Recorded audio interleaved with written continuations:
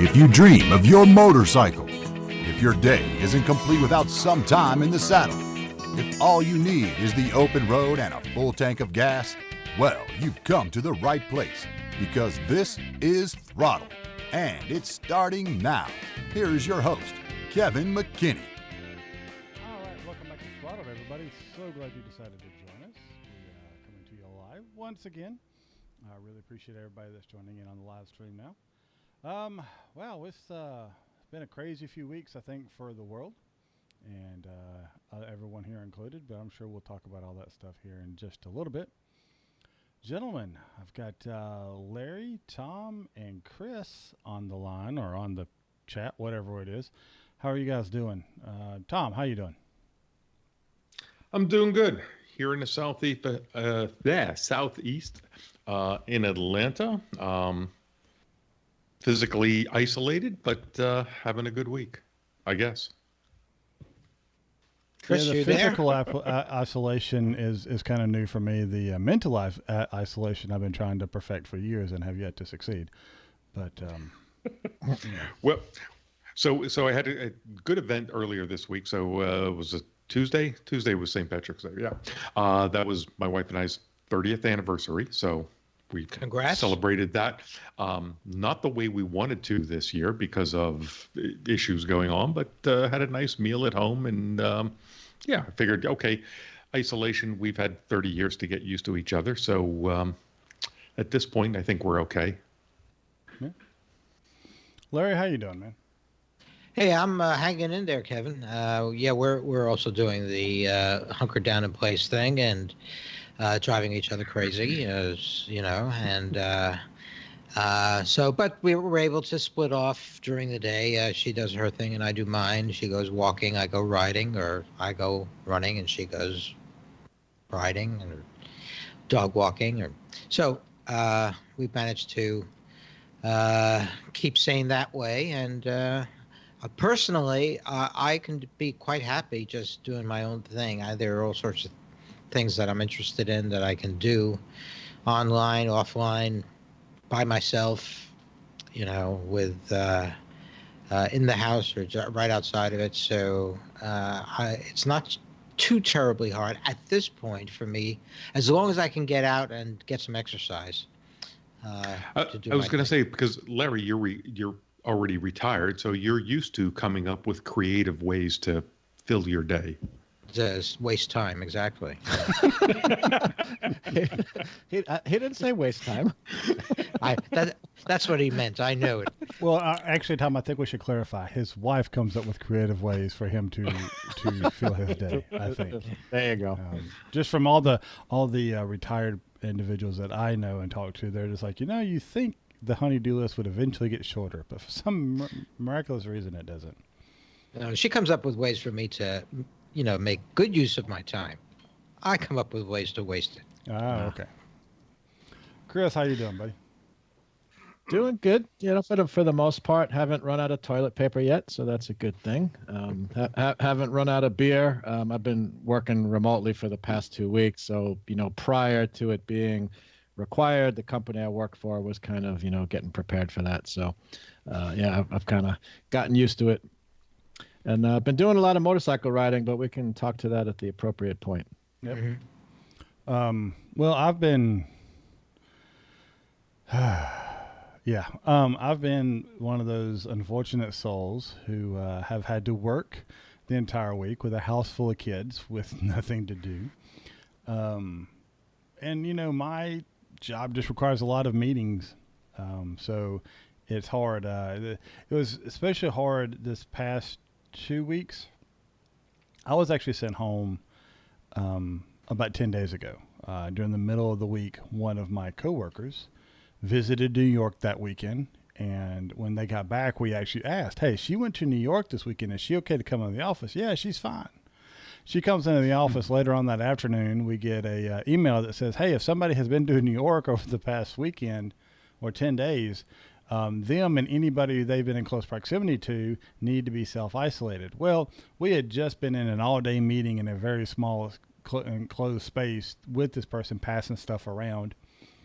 So that meant we all had to go home. Like literally go home. Okay. We packed up, we left. And the next day was our big kind of quarterly planning day. That's an all hands on deck kind of day. And we weren't there in person to participate, which made it extremely difficult. The next day they closed down and sent everybody. After they got passed out one day, they sent everybody to work remotely. And so last week was our working remotely week. And with the kids being out of school, thinking that they have just, found an extra summer, it's been a little bit challenging. And, trying to figure out where we were going with them, picking them up. And what's made it more challenging for me personally is that my wife is actually in emergency response and planning. So this is actually when her job picks up. She's worked pretty much 12-hour days for over a month now. And she had one day where she was supposed to get off, and she ended up just getting off. She had to go in, and then, she's supposed to leave at 11, ended up leaving at her normal time and of 5. So that was her break, was, you don't have to work extra today. But it's fatiguing on her, and I really try to do what I can to help her out, but it's fatiguing on me, and it's also, I think the kids are getting kind of tired of it too. So we're working on through that and everything. So that's kind of been my week. I did actually, to transition into riding, my daughter ended up getting what we think is a case of strep throat, my oldest. And we called in to the doctor and said, hey, this is what we're seeing. Sent some pictures, told them what the temperature was. And they called in some antibiotics. And, somebody had to go pick up the antibiotics. And it just so happened that I felt at the time that the motorcycle was the most relative and easy way to do it. Made more sense in my head. If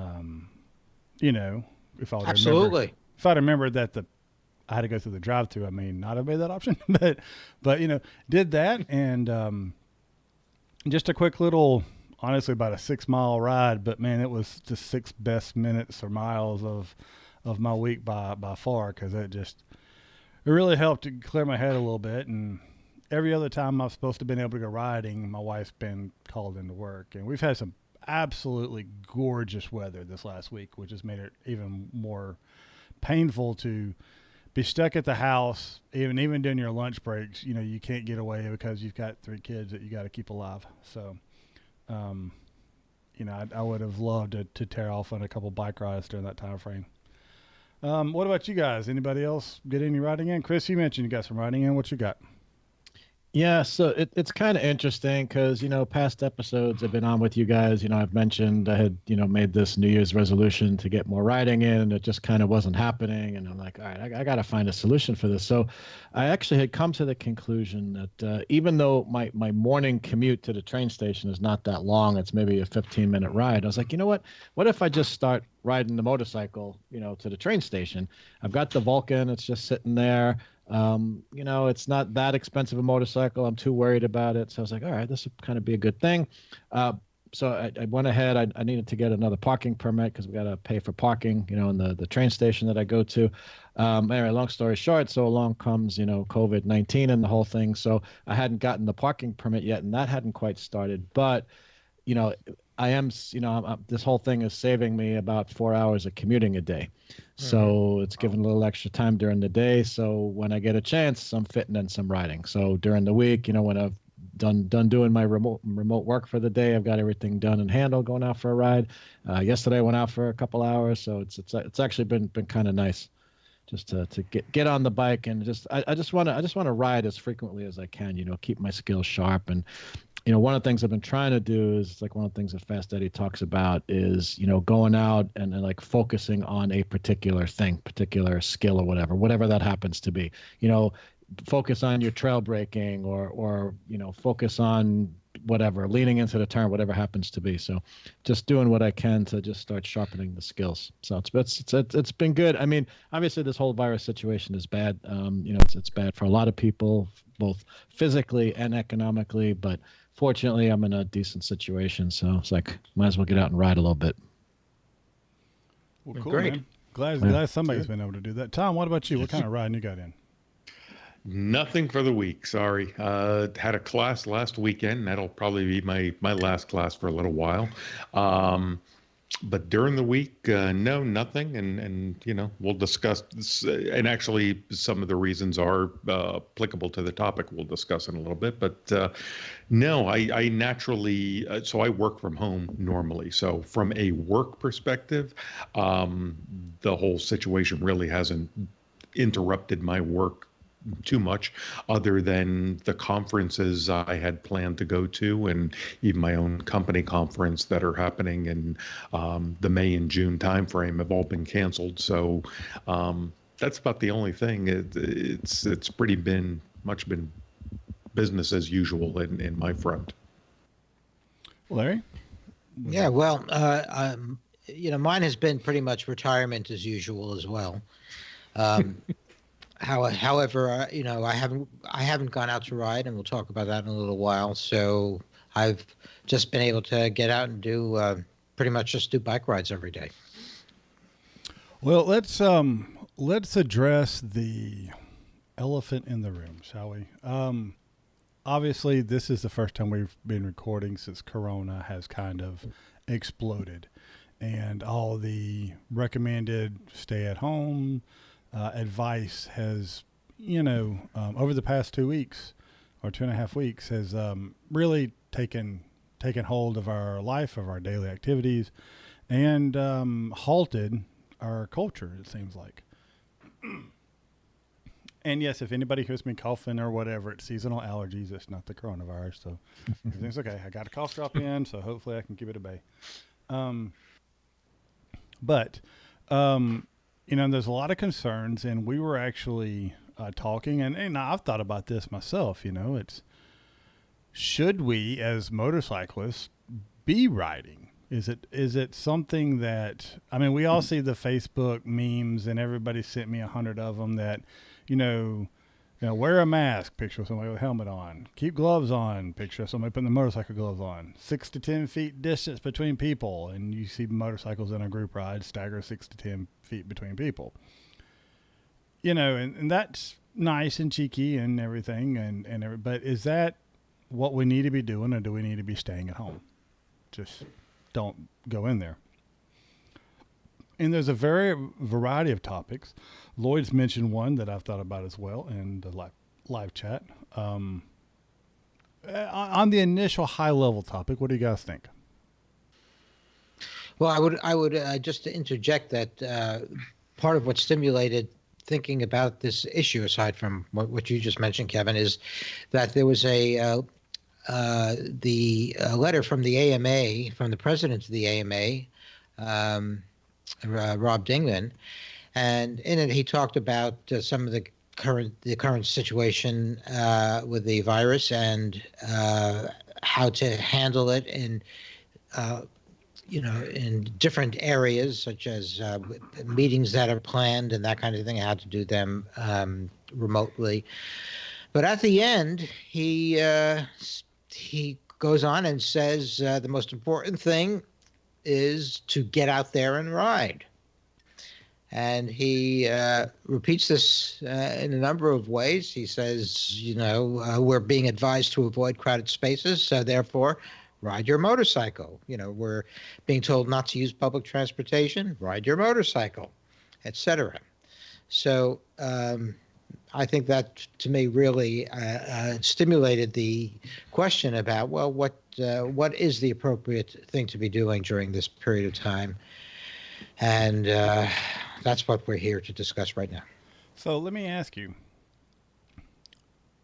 So let's break it down. I agree with the, public transportation. If you're one of those that has to go to work, you're a nurse, you're a doctor, you're a facilitator, you keep things running in one sense or another, right? You're, a necessary job. And there's a lot of those, and that's a very diverse thing.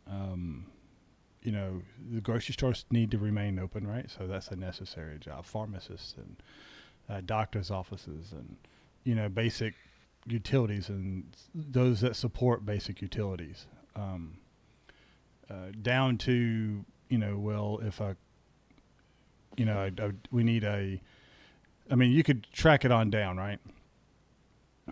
Well, if mass transit, I mean, it makes more sense. Self-isolate to get to work, ride your motorcycle, makes more sense. And you've got the extra layers on there. I mean, I could see that. But what about joy rides, right? What about I just want to go out and have some fun, right? Just out and back, because you're not riding to a destination because everybody's close. So let me take it from that front, because as I expound every week, I don't. My wife has a car, but motorcycles are my transportation. So I ride to go places. This week I haven't had to go any place, so didn't get on the bike. But as I think you alluded to, the weather in the Southeast was just gorgeous this week for a change. And, It was sinful and my not wife to have ridden. It was really sinful. Yeah, and we thought about going out, but as the week went on, I started reading this article or had rumors of it several days ago. But as the week went on, I kept thinking about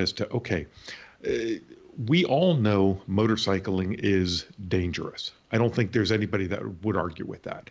But we have all accepted the risk, and we wear our gear, and we train ourselves, and we're okay with that.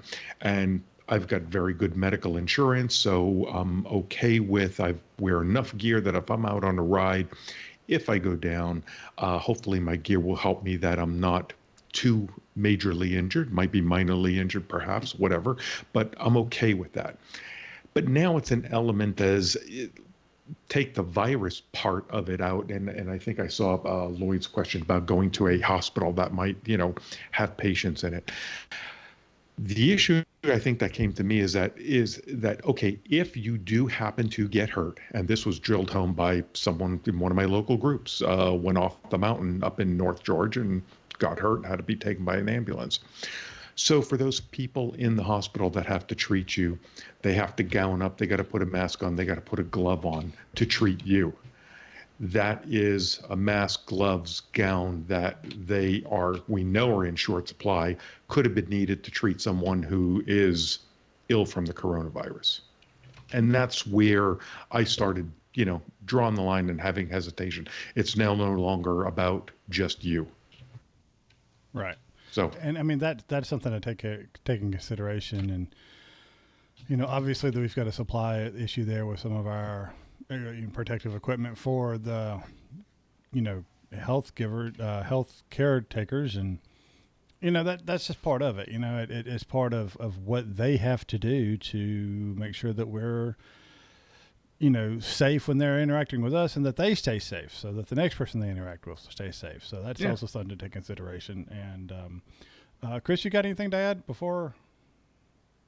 Yeah, I mean, I think it's all an interesting topic. I know Jensen Beeler had brought this up on Asphalt and Rubber, right? He actually had published the contents of Dingman's article, I think, the open letter to motorcyclists. And, he made that comment, there's two concerns he saw. One, the thing of, okay, you go out, you ride your motorcycle, you get injured, and now you're potentially taking away resources that's needed to help people with other, coronavirus related things. So, point taken. And then the point about, if you are injured, do you want to risk being in a hospital where you're exposed to the coronavirus? So I think those are, valid points to be made. It's things to be factored in. He also made the point that as motorcyclists, we're accustomed to, evaluating risk reward scenarios. So I think it's a decision everyone needs to make themselves. I mean, I will say, I went out riding yesterday, and, I made a point of, well, let me not do this thing I was going to do because that's maybe involves more risk than is necessary, kind of thing. So I don't know. I'm going to kind of take it day by day, at least here in New York, basically. So as of tonight, pretty much anyone who works in a quote unquote non-essential business is supposed to basically stay home, with the exception of going out, grocery shopping, the basics, exercise, things of that sort. It's also interesting that all the New York State parks are open. people can go use the parks, but it just says, basically it's like, I forget how they put it, but personal benefit, right? So no group activities, no group sports, no soccer, anything like that. But, you're free to go walk on the beach or, go for a hike or whatever. Just, maintain 6 foot between you and anybody else and that kind of thing. So I don't know. I'll kind of go, step by step and just see how things look. But I'm not planning to stop riding right now. So, and I mean, this is a unique situation for a show like ours where we always advocate getting out and ride. And I guess as the host, I get to say my spiel. I'll say this.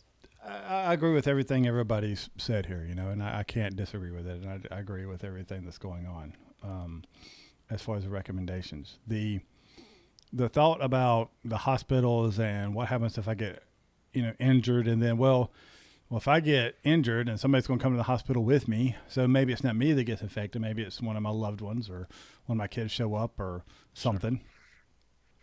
Sure. Somebody's going to drive me home. That's one thing. And then,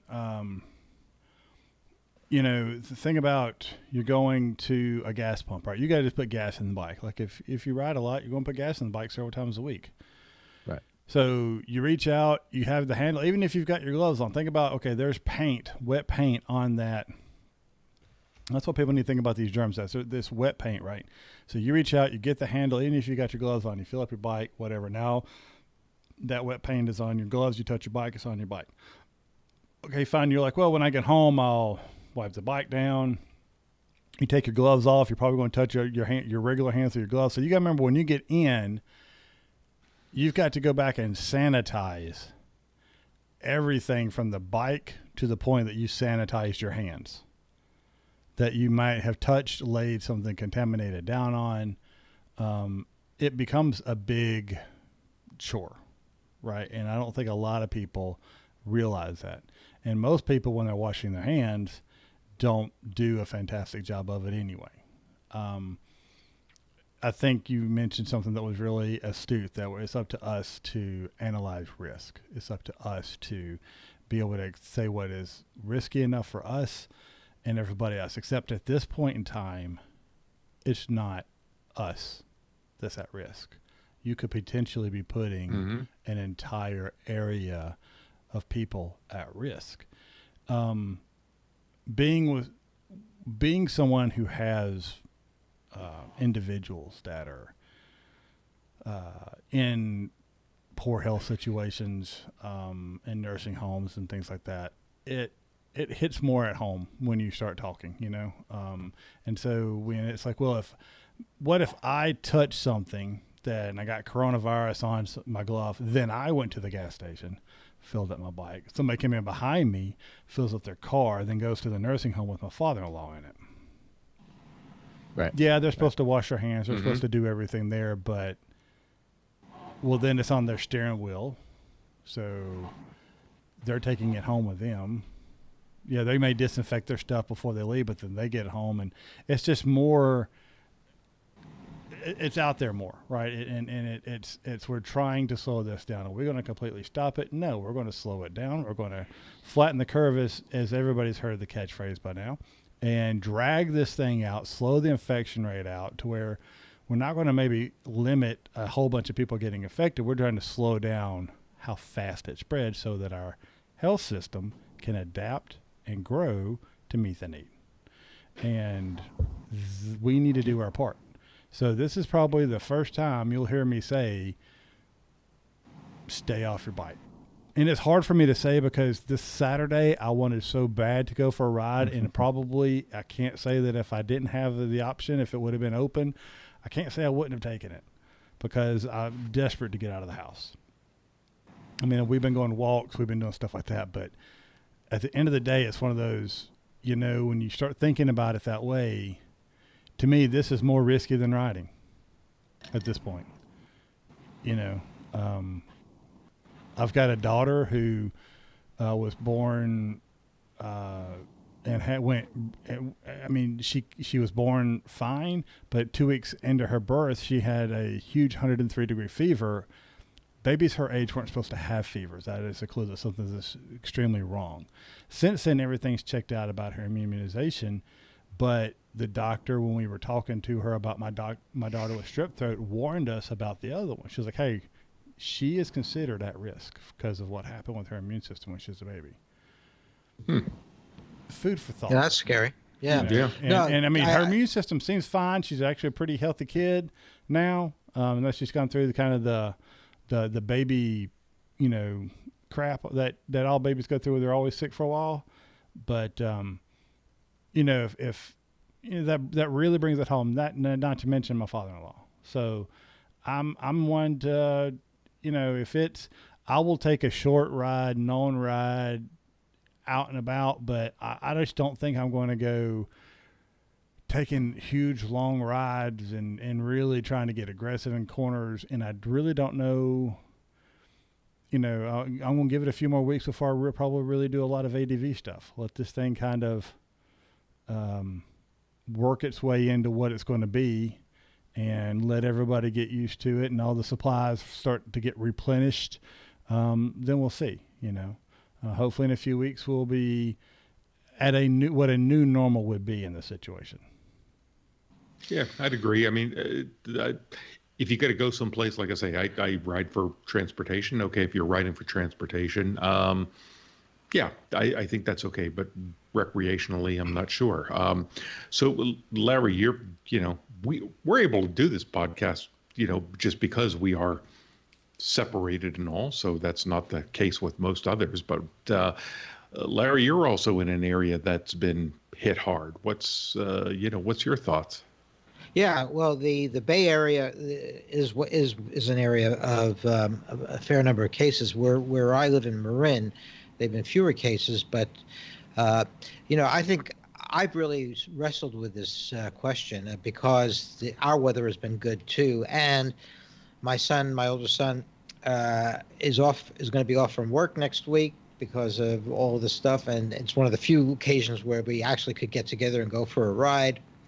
And I had a ride all planned out. That was going to be a great ride for us, going up to Mount Hamilton and the South Bay and blah, blah, blah.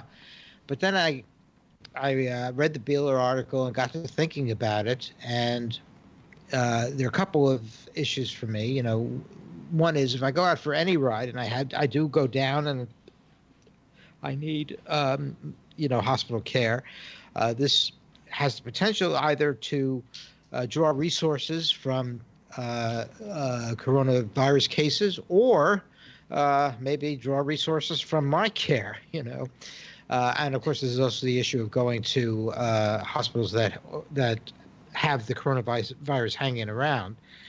And the other thing that I think about of going riding is if I go sort of to places that are a little bit outside of my local area, such as, say San Jose, or where this ride would have been around, then I am going from my area of infections to another area that may have, more or fewer infections.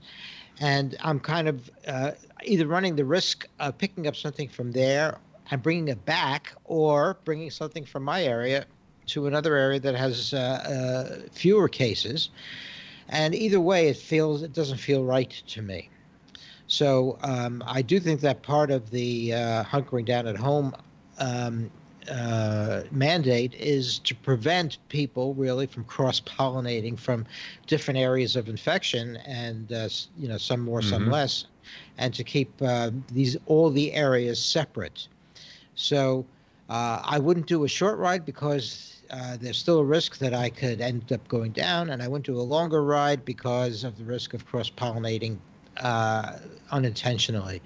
And so that kind of leaves it out for me. I'm going to hold off on riding until the situation improves. So, Tom, in Georgia, what's the MSF mandate right now, or what's the classes? How long are they delayed?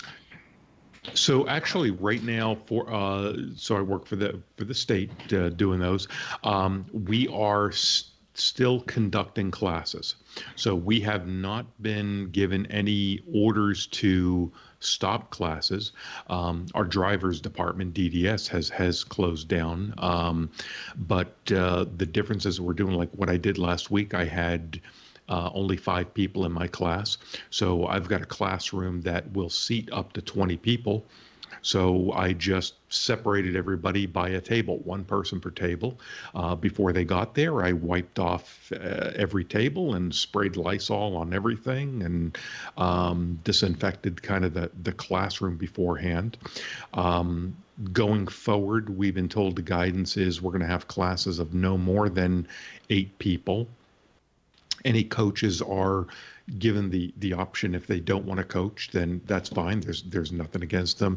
If people have to cancel classes, they'll be rebooked, and it's up to if it's a private school, it's up to them whether they want to keep teaching or not. But I just saw a letter from the MSF to that they're going to stop classes, but it's up to the individual states. So right now, as of today, this could change tomorrow, but that's what our current guidelines are for Georgia. Yeah, see, in our state, the MSF is run at a university, and the university is mandated that all university-related things, including this particular program, I think is closed till sometime in the first week of April, I believe. But I have actually I'm scheduled to actually teach more at the Harley dealerships, which, the last class I had got canceled for a variety of reasons. One is we didn't have enough people there. 2, a coach, coach with got hurt. I was actually under this self-isolation. So with all that going on, they're just like, well, we really don't have enough people to pull this class off anyway, so we'll just go ahead and cancel it. And they just made the call a few days early. Well, aren't the dealerships closed? Well, I think the dealerships are closed. See, now by me, they're not. They're not. open. Really? No. Mm-hmm. Yeah. They are out here. Yeah, I've dealerships that I've seen. It's basically they're following the practice of a lot of businesses. There's like the showroom will be closed, but I've seen like by appointment you can bring a motorcycle in for service, or if your bike was in for service, they're taking care of it. So within what's permitted by the town and state, decrees or whatever, they're doing the best they can to service customers. And a gathering. Well, what qualifies a gathering? Well, they say, okay, 10 people. Well, how farly spaced did the people have to be before it's no longer a gathering? There's all those questions that businesses are trying to look into, and I'm not going to get off on that because honestly, I have, it would be a topic for a much longer show. But I will say that they're trying to stay in business, and it puts a strain on them. But as far as the classes go, I think I was supposed to teach April 5th and 6th.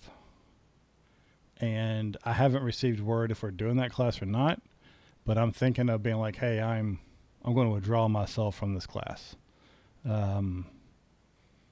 Just because school is supposed to be starting back around then, and it won't. Huh? It won't. And I don't think it will either, but I'll say this, school work is going to be starting back at home. And it's, from what I tried to do this last week, it's nigh impossible. I'll bet. Because here's the thing, if they still did math the right way, I wouldn't have a problem. But everything's, I was like, because I showed my son something today. He was trying to do something. I was like, all right, look, so just to get the right answer so you can answer this right on the computer, I'm going to show you what Daddy does. Boom, boom, boom. He was like, that's so much easier. I'm just like, I know. So. Yeah, luckily I'm past that. But we did get extra. I was surprised I had 5 people in class last week, but we did get extra procedures on, we do supply helmets. And when I sent out my welcome letter for the class, I did encourage people to please bring your own helmet. But I still had a couple people that needed helmets. And we had new procedures on how to do extra disinfecting of both inside and outside of the helmet, and also to invite the student to participate with us or watch us do that, so that they were comfortable in watching how we cleaned the helmet. But it wasn't didn't seem like a big concern with the class that I had. But they were also mostly younger folks And overall. yeah, I don't want to get off on that, because that is something that I'm seeing as well, is the younger, I'm all right, I'm not going to get sick. And it's just like, it's not about you, you flipping moron. Oh yeah, there's that infamous kid from the beach. He is the face of the Gen Zs, I guess, is that generation, and it was amusing. But it is about them, because young people can get seriously ill as well. Yeah. Well, I mean, it's- you also got to remember, this is the same people that were eating Tide Pods and also licking ice cream and putting it back in the freezer. So, social awareness and responsibility isn't their strong point right now. No offense to all those responsible millennials out there that currently that are responsible enough to listen to this show. Yeah. But, not included. Like I say, when I did the class just last week, and things changed just even a week later as to how bad things were. Stayed apart from everybody.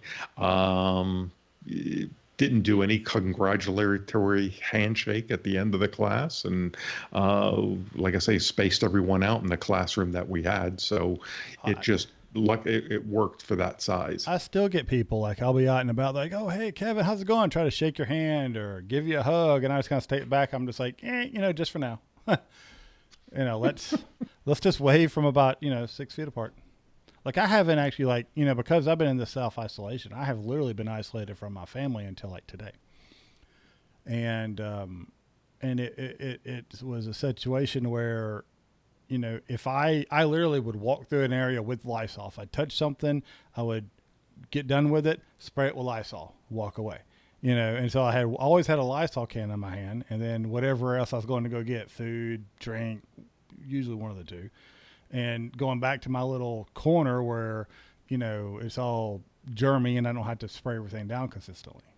We'll do one mass cleaning at the end and be done with it. But, it's,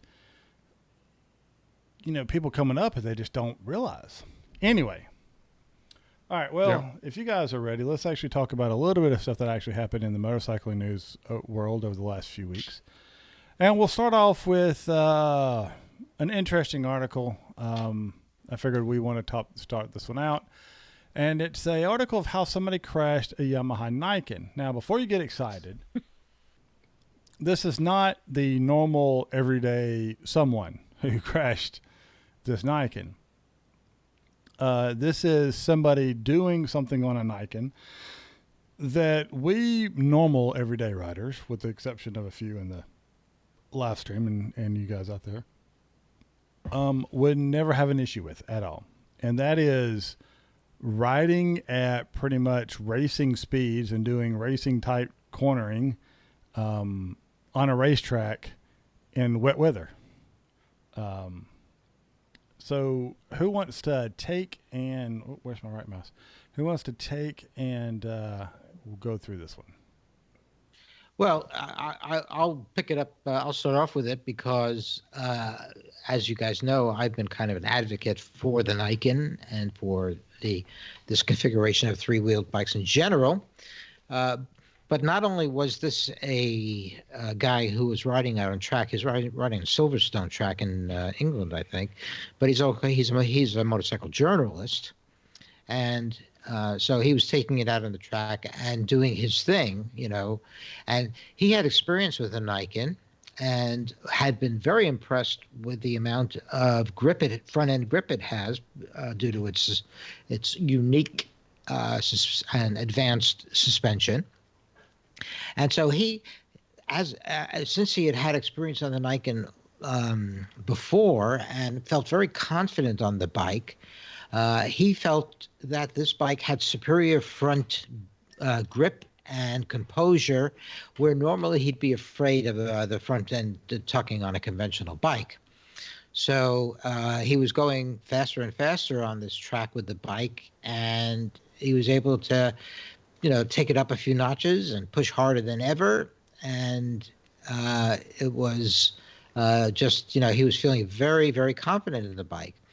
And then it started to rain. Dun, dun, dun.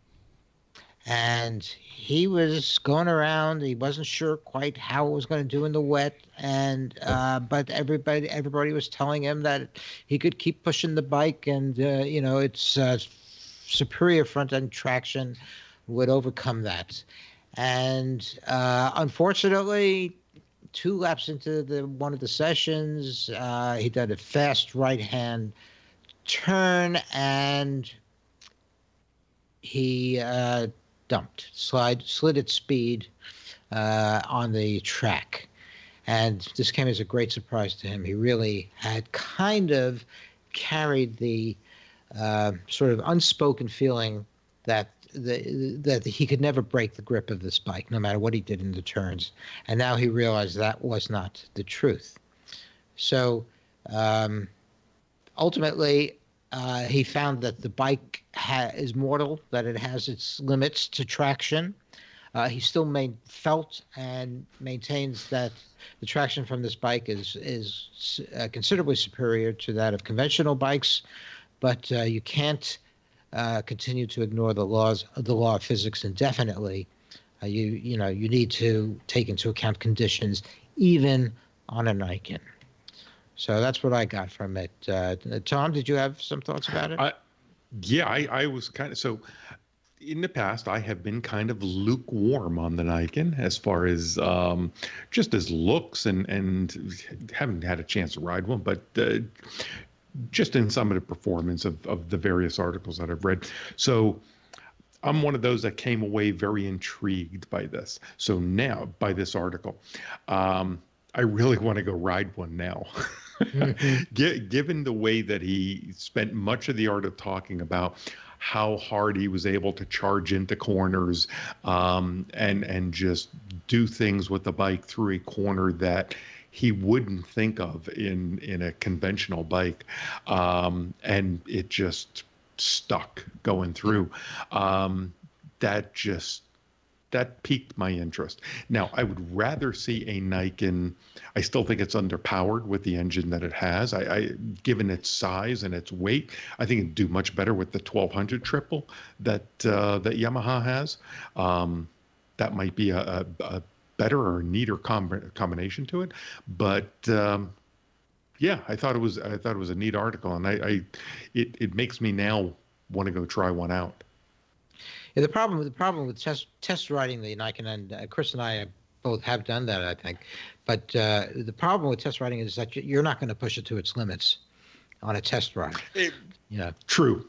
But you can. It's just really frowned on. It's really very, very frowned on. So I think you can get to see how it handles and how it compares to a conventional bike, and what the weight is, and I found that it had plenty of grunt with the engine that it had, the 3-cylinder that it has. Okay. I did, yeah. And the gearing is a little bit different to account for the extra weight. So, seems like isn't it like a 700-pound, almost a 700-pound bike, or 650? No. It's about, I think the regular triple is what? It's about 500, and this is about 570 or something. It's 150 pounds. No, it's about 150 pounds more than the standard Yamaha. So yeah, that sounds right. Yeah, about 620 is the weight of the bike. So riding that chassis, you didn't think that it would do even better with a 1200 engine in it rather than the well, it might, but I think the 1200 also will add a lot of weight, and it already is a bike that when you're going slow has. Is you feel the weight more. The fact that you have two wheels up front helps to compensate for that. But still, I think with a 1200, the additional weight might be problematic. And I thought the bike, for me, was plenty agile with the engine that it had. What do you think, Chris? First, let's throw in here. So the wet weight is 580 pounds on the Niken. Oh, okay. Okay. Which all right. that sounds right. To answer your question, I enjoyed it. I enjoyed riding the bike. I was on a typical test ride, so it's not like you could really push things. I didn't feel like it was underpowered or anything like that. I mean, is it always, could it always be nice to have more power? Sure. And more acceleration? Sure. But yeah, as a total package, I thought it was pretty good. I think though, what this article points out is that Yamaha missed it. Really, they need 3 wheels in the front, and then probably, you'd be good. You'd be really good on the traction. I mean, physics says you will always reach that limit of less fraction. You're joking, right, Chris? That was a joke. No, I am joking, but it is interesting. It makes the statement in here that he considered the bike to be uncrashable, which, to Kevin's point, right? No vehicle is uncrashable. So I don't think that's literally what he meant. Yeah. I do get, he given his riding style and his ability, it probably was like, he felt he'd really have to do something dumb for the bike to go down. But, right. Obviously in this situation, in this situation with the wet and whatnot, he, miscalculated something. But it's interesting though. I mean, I still think it's a cool vehicle. I am not at a point where I want one in my garage, but there are people that like it. So, variety is the thing, right? Spice of life. Yeah. So it's cool. Kev, what do you think? I mean, I think that obviously he was trying to push it. He's a very skilled rider. But at the end of the day, he calls it right. It was rider error. It was mental decision-making and the error in decision-making for, slippery stuff is still freaking slippery. Yeah. And you've got more traction. You've got more grip, and it's really cool to see. But at the end of the day, everything's going to run out eventually. Everything has a limit, and if you push it past that limit, the problem is up until this point, nobody really knew what that limit is, right? But these are the guys that they learn that limit by wrecking, right? They know that's the only way to find that limit is to go past it and then be like, okay, so this is what I was feeling right before I lost the front end, and if I went past that, I lost the front end. Yeah. So, and this was in wet, right? Who knows how far it could be pushed in the dry. But even then, there's certain situations that I'm sure you could still have that front end slide out from underneath you, especially if you leaned it too far over, because the minute you lose traction with one of those wheels, the outside wheel, the other wheel is just going to take right off. I mean, it's gone, right? Yeah, if I remember from the specs, you can get it at about 45 degrees, which is a lot, probably much more than the vast majority of us push. Yeah, into a corner. It doesn't have the lean angle of, and I think somebody in the chat actually mentioned this earlier, but it doesn't have the lean angle of a normal motorcycle yet. I mean, you extend some of those, extend the suspension where it could, go out a little bit more. You might be able to do a little bit more with it, but then you got to re-engineer that front fairing a little bit. Outside of that, heck of a lot more lean angle than a Harley. Depends on the Harley. Saying, yeah, this is true. Just saying. Depends on the Harley, but this is true. Maybe 30, 32 degrees at most. But but which Harley? You look at the live wire; it's got pretty good lean angle. Yeah, this is true. I mean, hey. I'll say something about the live wire in a little while, but the fact is that he had this ultimate confidence in it in the dry, based on his experience. He felt like there was in the dry there was no situation he could push it into that it would lose traction, but he didn't take into account the wet conditions. So it really was rider error. But part of my reason for being interested in this is that I think it is pointing out one of the great advantages of this kind of suspension, which is the increased traction you get from having those 2 tires in front. And I think for any rider, that's a big plus, because you're not only having to deal with wet conditions, but also, things like gravel, sand on the road, and mud, and slippery tar strips and all kinds of stuff where 2 wheels is going to give you a better chance of staying upright than 1. Yeah, that's what I think intrigued me the most was that there was the first article I've ever read about the Niken where someone was riding it hard and trying to push it towards its limits. And it surprised that very good rider how far that bike would go, and probably much further than a conventional bike may have been pushed. Right. Well, that's part of it. And, it is true that, that Marquez is a shining example of this, of somebody who always pushes their bikes beyond the point of adhesion, and he has this incredible ability to recover in many situations. But until last year, Marquez was known for crashing in practice because part of his repertoire was to push bikes beyond the limit, and then he would know where the limit was when he was racing. And that's a great thing to do if you're Marc Marquez, but I don't recommend that for the average rider. All right, let's change topics here. Talking about we're going to kind of bounce through the next few here in rapid fires, unless we get into a really nice conversation about it. Honda developing an Africa Twin street model. So Africa Twin, right? More of a dual sport adventure, light adventure model. And they're taking that 1084cc parallel twin and trying to create a couple other bikes out of it, right? One, just looking at it, looks like it could be a decent cruiser. And just because it's got the just the geometry of it, looks like just a regular old cruiser. And the other one has definitely got more of a sport orientation to it, I believe. So more of a naked kind of bike, I think. That's what I would say there. Just looking at the frames, and granted, let me clarify, I am by no means a motorcycle expert, engineer, or anything like that, so I could be completely wrong. Rodney will, I'm sure, slap me in the face and tell me to wake up and be like, no, look at this. Obviously, you're wrong. Or, you guys do all the time, so it's okay with that too. But anyway, thoughts on this? I think it's interesting because I think that that motor has been proven, and it has a large fan base out there. What do you think? Guys? I like the idea. I would love to see it in that engine and the DCT in a light touring bike, in the 1000 or what is it now, 1100 cc range.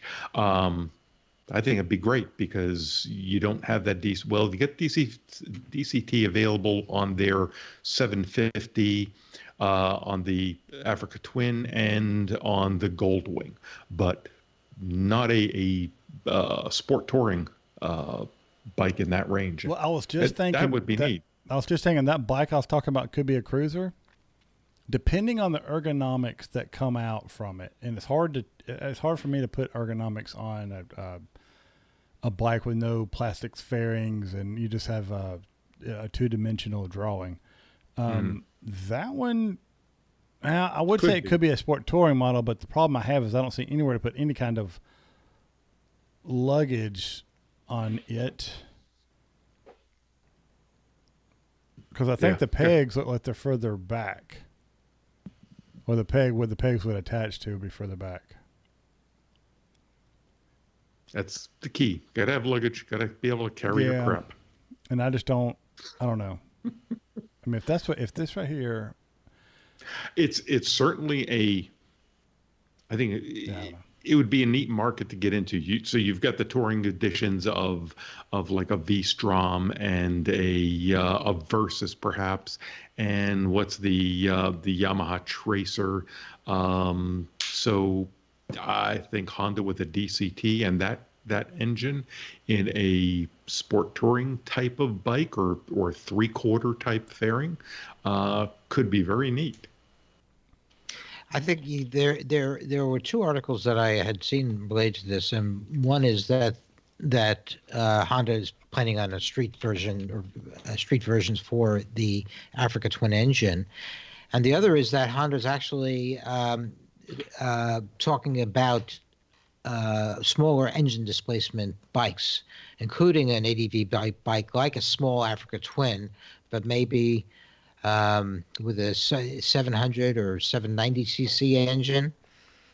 And in addition to that, they would be having other variants. So I think that part of my thought about this is that Honda is looking not only towards variants of the big Africa Twin, but also for downsizing it, bringing in bikes that are going to be competitive in the mid-size market, and maybe even smaller than that in the future. So again, I think the trend is really looking towards small displacement bikes and seeing if and cheaper bikes, and seeing if they can give a boost to the market. Hold on 1 second. Oh, yeah, you guys keep chatting for a second here. Oh, okay, yeah, all right. Well, so Chris, would you like to have a 790cc Honda Africa? All right. Is there an article link I'm missing here? I don't see it. Yeah, there is. This article was in the show notes for last week. Oh, gotcha. Oh, I saw it in here when I was looking at it. There. Well, I thought I did. Yeah, I didn't see So it. it's last week under Do We Care? And then I said, yes, we do. Yes, we do. Yes, gotcha. On this week, it's in there as the next to top one. It's when Tom added it. Tom moved it over. Oh, wait, am I on the wrong?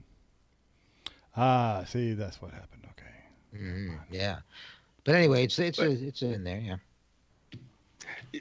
So I think the engine and the transmission have to go hand in hand. Mm-hmm. I think they need a change just to have, whether it's a 1100, whether they go with the current 1100 Sport Touring, or they drop it to a 700 and something cc to compete against. Now there's now a plethora of 700 cc dual sport or adventure styles. Their game changer, I think, is the DCT. Yeah, I agree with you, Tom. I think that that has the potential to broaden the appeal of motorcycles. See, for some reason, I'm thinking, and I don't know why, that the Africa Twin, when it first came back, was under a liter. I don't know why I had this thing. I thought it was in the 800 area, and then No, it was like a 998 engine, and it was a 1000. Yeah. And now they upped it to like a 10 something, so it's an 1100. Okay, maybe that's what's going. Because I'm just like, it was. Well, I was like, it wasn't. It wasn't. It was under 1,000. Yeah. Okay. Because I'm sitting here just like, I mean, we're talking like, this is like, oh, they need a smaller bike, and I'm just like, they had one. I was like, what happened to it? And just and I mean, a lot of people are just like, well, they're going to make a version that competes with the T7. Well, the T7 was Yamaha's answer to the Africa Twin. Kind of going. Still vapor. Yeah, but still vaporware in the U.S. Yeah. Although it's coming next year. Maybe. Exactly. Well, it's coming. It's coming.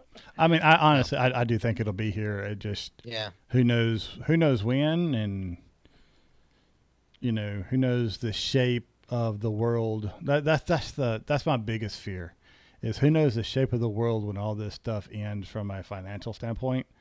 To be able to afford our wonderful little hobby, and what kind of impact it will have on all the wonderful momentum that seem to be going technology-wise, and in people opening up their eyes. That concerns me.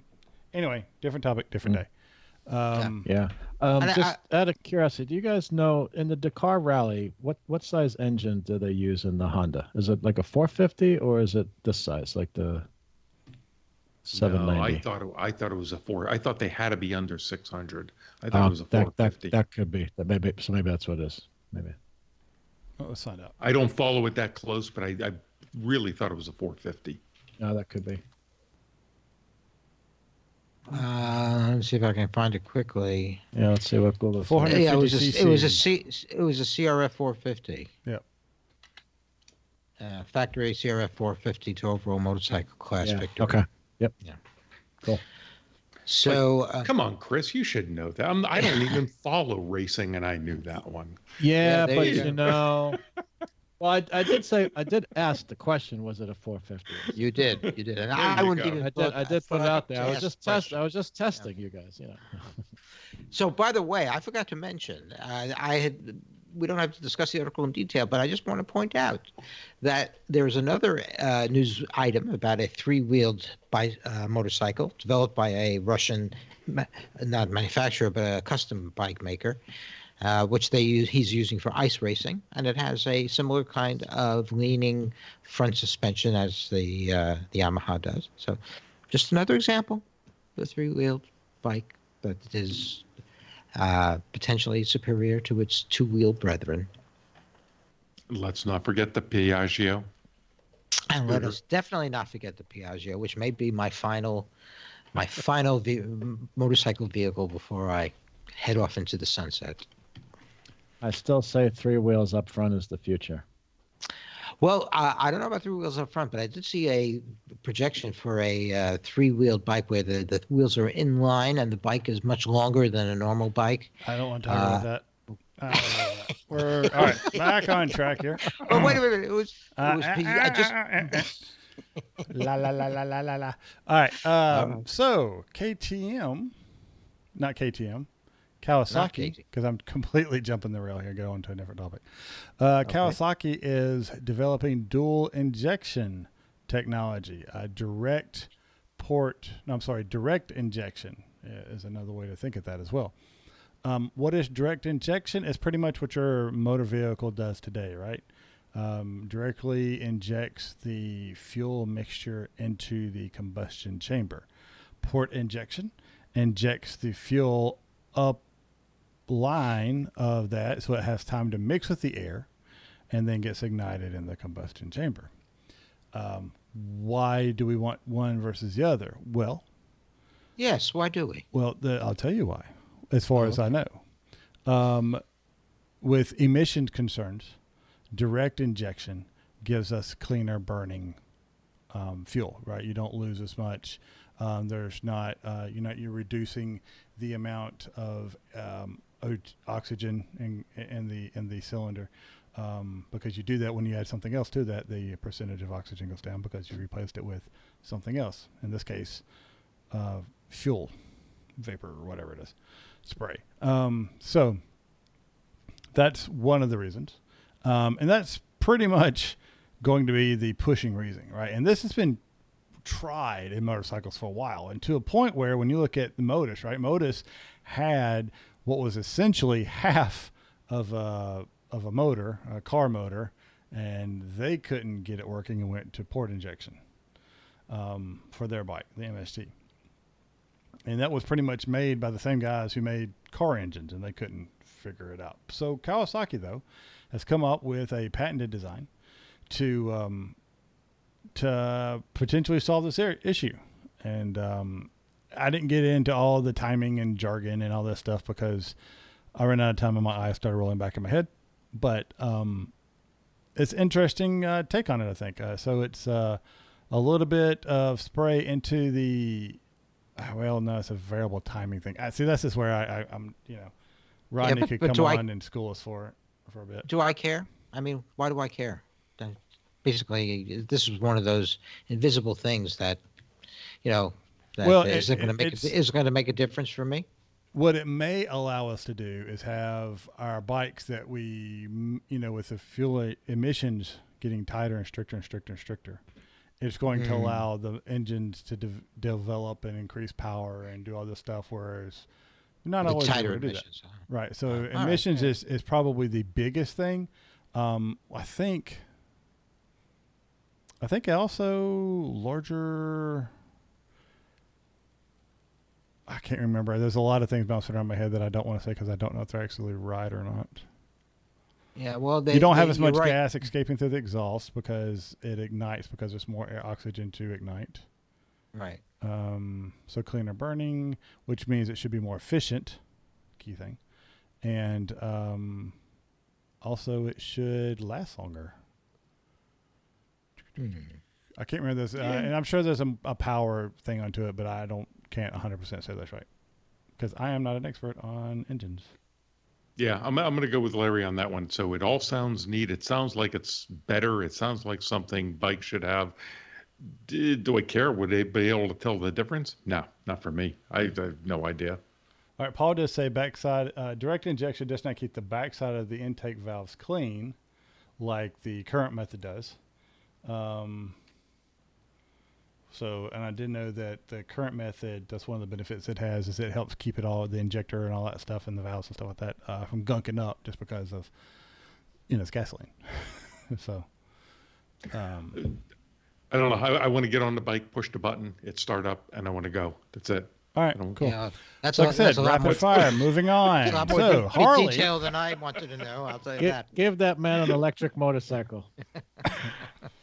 Well, he said he wants to Someday. hear it fire up, right? It wouldn't do that. It would just go. I would take it just to turn it on. Yeah. All right, just you want to see lights flashing and that's it. Lights flashing and quietly pull away. I'd be happy with that. All right, But so Split Hairs and Paul seems to be having a good discussion about it. So go to yeah, it. check guys. out the chat and the YouTube video. All right, so the last thing that we're going to talk about as far as news goes tonight is Harley, and I don't know how old this article was. It's 10 days old, so this may be too late. We're producing the twin flat track racers. While supplies last, is pretty much the flat track racer that they've got going on. So if you want to get one, the bargain, $36,000. You can have one in your garage if you want to compete in some flat track on a Harley bike. Get the engine, but there you go. And Yeah, you said yeah, that doesn't that exhaust come awfully high? I think we've talked about that before. It does, but because of their position, their legs actually clear it. Don't burn off. Well, as long as we're mentioning Harley, we should also mention that they have stopped production of the bikes because of the coronavirus, and they also, in that article, which was on the Asphalt and Rubber website, they also mentioned the fact that Matt Levitek was indeed fired by the board of directors for Harley Davidson because a number of the members of the trustees, whatever, apparently were not happy with the direction he was taking Harley. Well, that's concerning because everybody else in the motorcycle community was happy with the direction he was taking Harley Yeah, when it well, comes down to innovation. So if they start dumping all these ideas and go back to what it was before, then I will be more on the Harley's not going to survive bandwagon. So the ideas are one thing. The CEO survives by the stock price, and the stock right. price wasn't moving. Right. That's right. Well, that's And- Or and it I- was honestly, moving just the wrong way. Well, but I think it would be moving in the wrong way faster if it wasn't for what he did. well. And Perhaps, but I don't. doesn't- We'll see. We'll see. I mean, I was a fan of what he was doing with the company, and so we'll see how it plays out. Yeah, once so- they get a new CEO in there.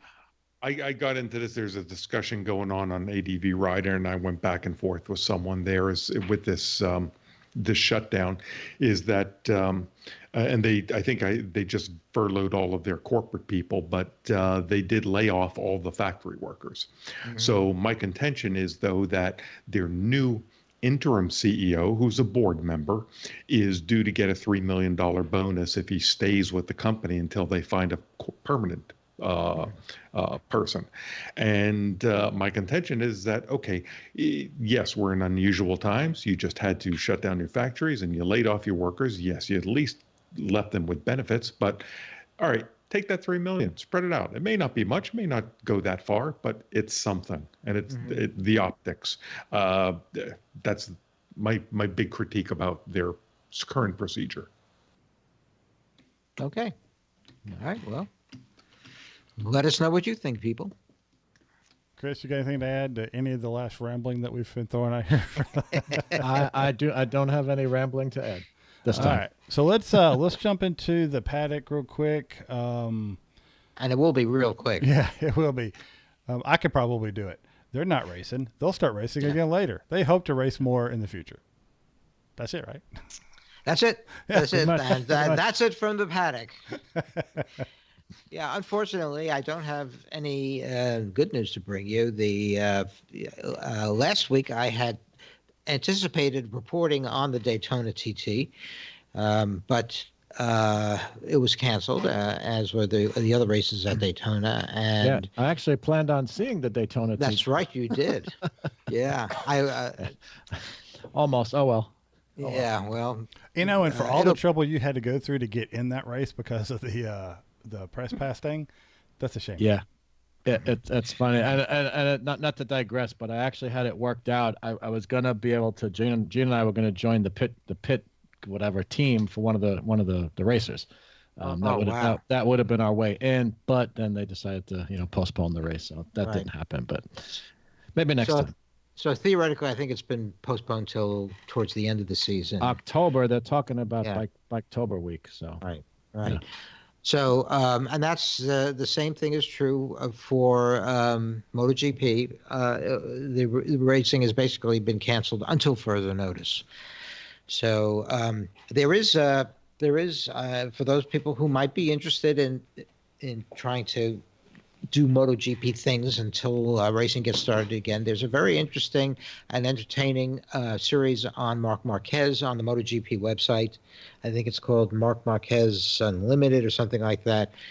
And it talks about it's a documentary about his last season, the 2019 season, and what he went through in terms of his shoulder surgery and his recovery and him as a person. I found it to be very well done and quite interesting, and again gives you insight into the racing, what's involved in doing the racing, and what's involved in preparing as a racer, and Mark Marquez specifically. So take a look at that if you get the chance. yeah, and actually along that line, Gina and I tonight just finished watching a documentary called "Speed Is My Need." Which is on Netflix, which is really interesting. It's about motorcycle racing. Mostly, it's about British Superbike Oh, I saw that. series. I Did you? saw That that. was Yes, really I good. did. And Yeah.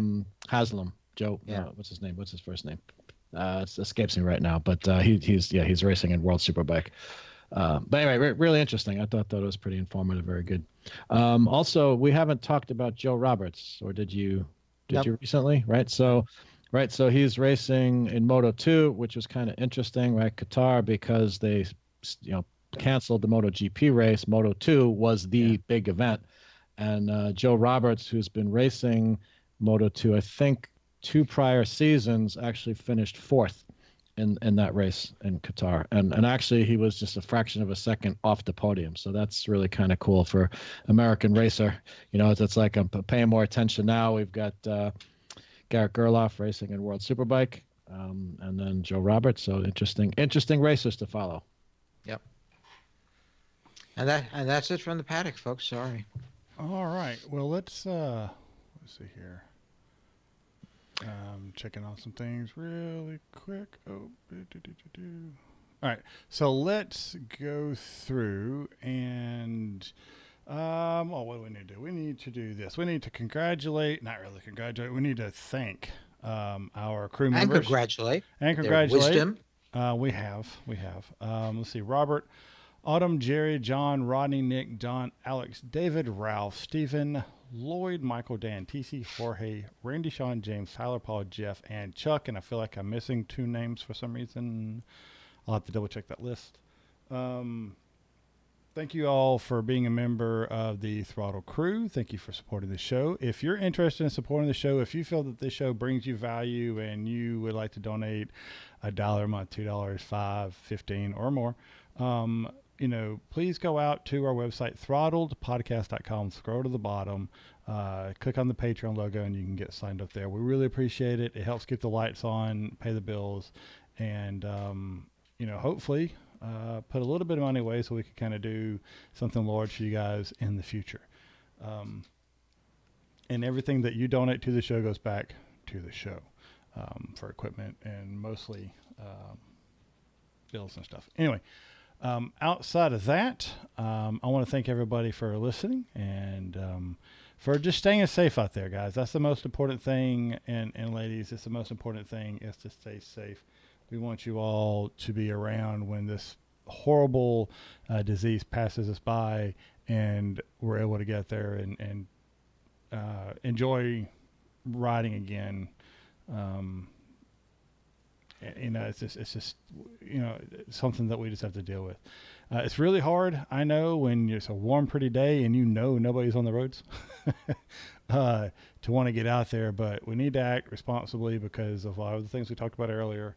You know, however it is. Anyway, what we would like to do is if you've got comments or feedback or thoughts on this show, we'd like to hear from you. Please send your feedback at throttledpodcast.com. You can go to the Facebook page, Twitter, or Instagram. Facebook is Throttled Podcast. Twitter is at Throttle Show, and Instagram is Throttled Show. You can also just go to the website, throttledpodcast.com, hit the contact form, fill that out, and we get that in the same mailbox as we do the email address. We do broadcast every Sunday. Well, we try to. When we record, we broadcast on Sundays at about 7:30 Central. And about 15 minutes before the show, we start the live stream. That's 5:30 Pacific. 5:30 Pacific. And we post that on Facebook and Twitter, the link for the show that evening. If we get more subscribers, which would be a lot more than we have now, but if we get more subscribers, then, we'll be able to get our own little fancy-dancy link that'll stay the same all the time. But right now, we're just at the randomly generated one. If you do like us or you watch us on YouTube or you just listen to the show, go to YouTube or go to the Facebook page. You can click on any link. They stay out there. Watch the episode and just subscribe. Hit the notification button if you want to be notified when we go live or when we have one on YouTube. If you enjoy that format, I know a lot of people just do that and listen to it anyway.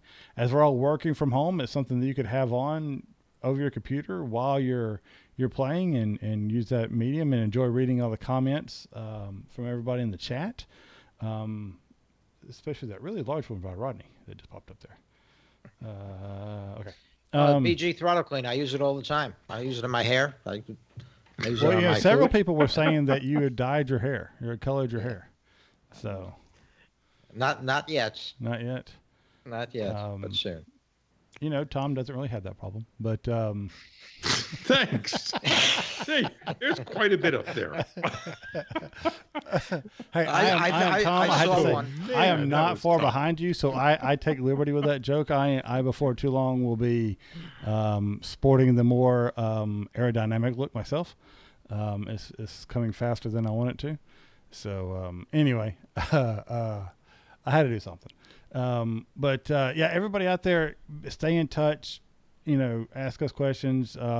Just keep lines of communication open. That's the best thing to do during these kind of things. The Facebook page is open. Post your comments or questions. Post your thoughts, your topics you want to talk about. Old riding videos, anything you want to. Post them up there and get things going. Give something to the community as we're all sitting there wondering the same thing. When can I go riding again? All right. Who wants to go first signing off? Chris, thanks for volunteering. Volunteering? Absolutely. So I'm not going to say get out and ride, although hopefully it won't be too many more months before we can say that. But, everyone just be smart, use your judgment. Do think about, your health and the health of others. We just definitely need to watch out for our neighbor. Definitely believe in that. But, no motorcycle racing, right? Things have been pretty much put on hold, like all the sports and things of that sort. But, if you want to kind of stay in the know and just kind of keep your appetite whetted, like I've got the MotoGP video pass. So I've been watching historic races. Like they have races going back to 1992. So it's really kind of cool to watch some of those old races, where they're racing 250 and 500 cc, two-stroke engines. Some cool stuff there. So that's definitely something to keep you busy if, you're kind of getting a little stir crazy inside. Good tip. Yeah, good one. I will forego my standard sign off and instead echo some of that and say, show a little restraint, be a good community citizen. There'll be plenty of time to ride when this is over with. So just kind of think of others. If you need a little two-wheel, do like I do. I have been getting out the old-fashioned pedal two-wheeler and just taking a spin through the neighborhood. So that'll at least get you on two wheels, and who knows, might get you into a little better shape for riding season. Yeah. Hey, agreed totally. Instead of my usual ride safe, I'm going to tell people to stay safe. And, I agree. If you're hungering for two wheels, get out that bike. I was out on Saturday around here, and there were hordes of bicyclists out, swarms. It was like the locust season for bicycles. So people are getting the idea to get out and exercise, break out your two-wheeler, and we'll get back to riding as soon as we can. Yeah. So I want to echo what Larry does. Normally I tell everybody to ride safe. I just want to tell everybody to be safe. Do the right thing. That's all. Make good decisions. Wash your bike. Change your oil. Do your maintenance that you have neglected to do, because you're like me. Every time it's pretty, you want to go for a ride. Now I have no excuse. The next pretty day, I need to drag one of them out and give it some TLC, right? Try. Here's. I have a challenge. Just came to me. Light bulb, ding.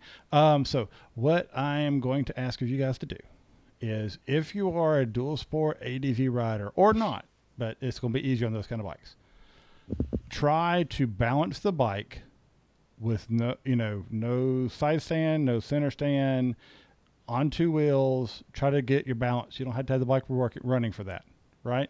If the bike starts to tip over, you just let the bike softly lay down on the ground, right? Or just put your foot down. Just do that. You're on the bike and you're working on bike skills, but you're not worried about all the other stuff we talked about. That's going to be all it is.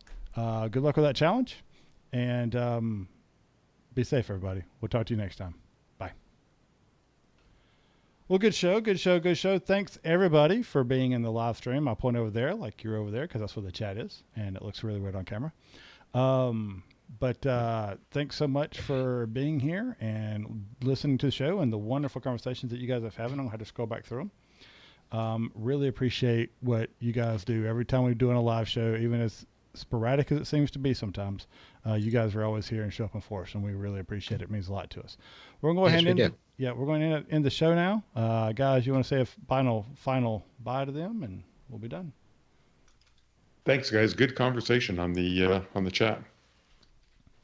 Yeah, it went totally over my head, guys, but keep it going anyway. The BG stuff that totally over my head. Went too far for you?